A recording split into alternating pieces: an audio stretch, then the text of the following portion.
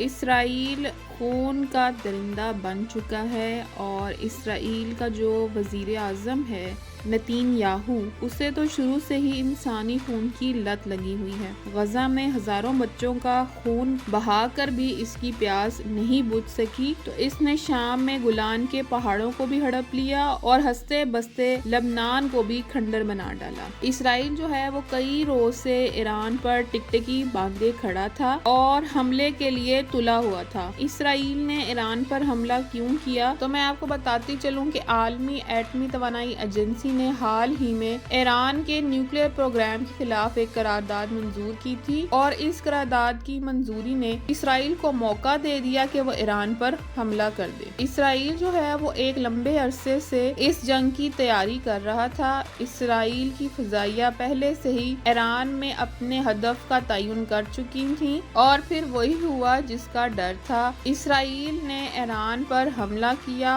اور تہران سمیت ایران کے مختلف علاقوں پر میزائل داغے۔ جہاں پر میزائل داغے گئے ان میں زیادہ تر وہ علاقے شامل تھے جہاں پر نیوکلیئر پروگرام جو تھا وہ جاری تھا۔ اسرائیل کے وزیر اعظم نتین یاہو نے یہ اعلان بھی کیا کہ جب تک خطرہ ٹل نہیں جاتا وہ ایران پر حملہ کرتا رہے گا۔ یہاں دلچسپ سوال یہ ہے کہ اسرائیل کو ایران سے آخر کیا خطرہ ہے اور وہ ایران کے کن علاقوں کو زیادہ تر نشانہ بنا رہا ہے؟ دراصل اسرائیل کو یہ خطرہ ہے کہ کہیں ایران نیوکلیئر پاور نہ بن جائے اور اسے یقین ہے کہ اگر ایران نے نیوکلیئر بم بنا لیا تو وہ کسی بھی وقت اسرائیل کو اس صفحہ ہستی سے مٹا دے گا۔ اسرائیل کے شک و شبہات نے اس وقت زور پکڑا جب گزشتہ دنوں IAEA نے اپنی ایک رپورٹ میں دعویٰ کیا کہ ایران کے پاس 60% تک خالص یورینیم افزودہ ہے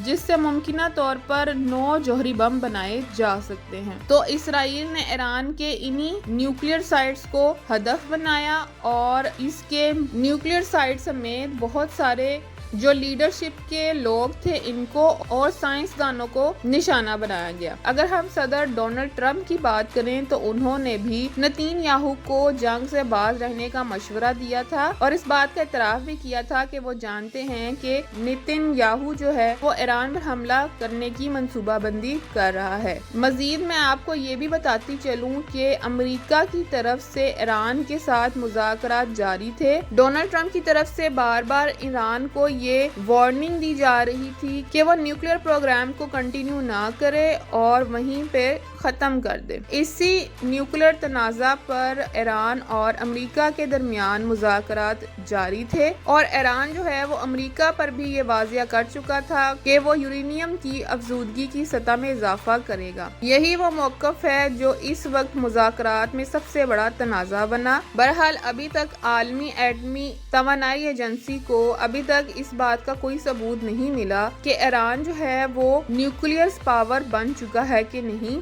اسرائیل کی طرف سے جو حملہ کیا گیا اس میں ایران کے air defence headquarters, missile facilities, uranium افزودگی کے مراکز اور دیگر نیوکلیئر سائٹس کو اٹیک کیا گیا اور اس میں اعلیٰ فوجی کمانڈرز جو تھے ان کی رہائش گاہوں کو اور ان کے کنٹرول سینٹرز کو ہدف بنایا گیا۔ مزید اس میں بہت سارے جو کمانڈرز تھے وہ شہید بھی ہوئے اور ساتھ ہی ساتھ 2 نامور نیوکلیئر سائنسدان جو تھے انہوں نے بھی جام شہادت نوش کیا۔ اسرائیل نے 13 جون 2025 کو تقریباً ایرانی وقت کے صبح کے 3 بجے ایک غیر معمولی اور بہت ہی وسیع پیمانے پر ہوائی حملہ کیا۔ ابتدائی رپورٹ کے مطابق اسرائیلی ایئر فورس نے 200 سے زائد جدید لڑاکا طیارے ایران کی عسکری اور جوہری اہداف کو انتہائی منظم انداز میں نشانہ بنایا۔ اسرائیل کے اس حملے کے بعد ایران جو ہے وہ مسلسل 3-4 روز سے اپنا رد عمل دے رہا ہے۔ ابتدائی رد عمل کی بات کی جائے تو ایران نے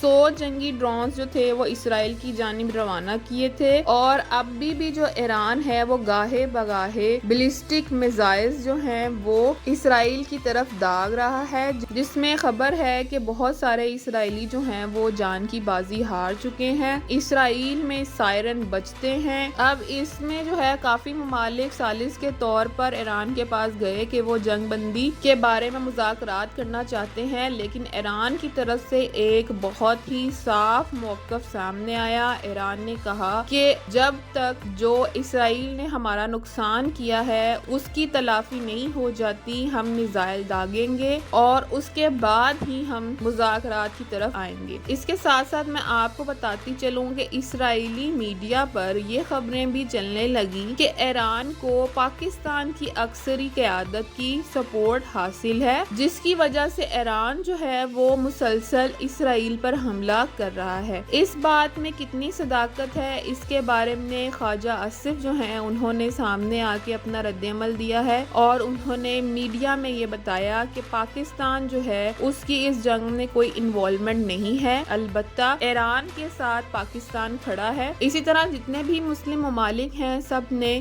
یہ واضح اعلان کیا ہے کہ وہ ایران کی سپورٹ میں کھڑے ہیں۔ ناظرین، سوشل میڈیا پر کافی زیادہ ویڈیوز جو ہیں وہ وائرل ہو رہی ہیں جس میں میزائل جو ہیں وہ آسمان سے گرتے ہوئے اسرائیل پر دکھائے جا رہے ہیں اور لوگ جو ہیں وہ بھاگ رہے ہیں، سائرن بج رہے ہیں۔ لوگ جو ہیں وہ اس چیز کو کمپیئر کر رہے ہیں کہ کیسے اسرائیل نے غزہ میں بچوں کو مارا، لوگوں کو شہید کیا اور اس وقت بھی وہاں پہ یہی سچویشن تھی اور اب اسرائیل نے بھی جو بویا تھا وہ اسے کاٹنا پڑ رہا ہے اور سیم جو سچویشن ہے جو غزہ میں تھی اب وہ اسرائیل میں دیکھی جا رہی ہے۔ دوسری طرف ایک اور ویڈیو جو ہے وہ سوشل میڈیا پر کافی وائرل ہو رہی ہے جس میں غزہ کے لوگ جو ہیں وہ سیلیبریٹ کرتے ہمیں دکھائی دے رہے ہیں۔ ایک اور ویڈیو ہے جس میں ٹاپ روف پر جو کچھ لوگ کھڑے ہیں لبنان میں اور وہ سامنے دیکھ رہے ہیں کہ کیسے جو ہیں وہ میزائل اسرائیل کو اٹیک کر رہے ہیں اور وہ میوزک کے ساتھ ڈانس کرتے دکھائی دے رہے ہیں۔ یہ بھی ویڈیو سوشل میڈیا پر کافی وائرل ہو رہی ہے۔ تو ناظرین، میں آپ سے ایک سوال کرنا چاہوں گی، آپ کے خیال میں پاکستان کو ایران کے ساتھ کس طرح سپورٹ کرنی چاہیے؟ یہ نہ صرف ایران کی جنگ ہے بلکہ یہ پاکستان سمیت تمام اسلامی ممالک کی جنگ ہے جو اسرائیل ہے اس نے اسٹارٹ کیا